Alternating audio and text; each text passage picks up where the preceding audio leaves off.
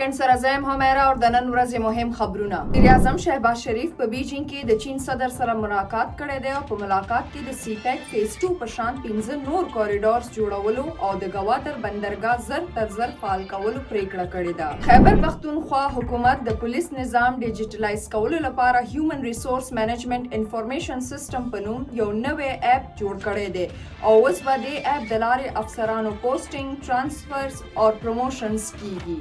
د پاکستان مساوي خارجه پالیسی او عسکري ډیپلوماسي عالمي کچ باندې لویه کامیابي ګرځېدلې ده. بین الاقوامي جریدې د ډیپلوماټ له مخې امریکي ترجیحاتو کې بدلون راغلی دی او اوس امریکا زیات حمایت د بھارت په ځای څرګنده توګه پاکستان خواته ده.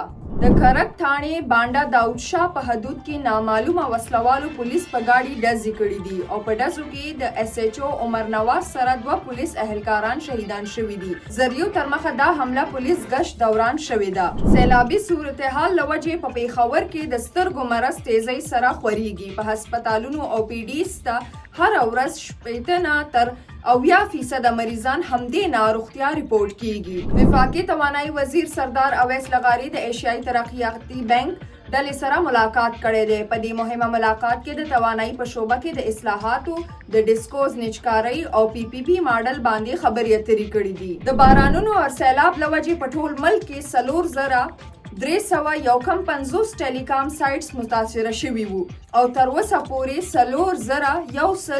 4,130 ټیلیکام سایټس بیرته بحال کړي شو. دا تر دې دمه مهم خبرونه. نورو خبرونو او معلوماتو لپاره سنو پښتونخوا سره اوسئ.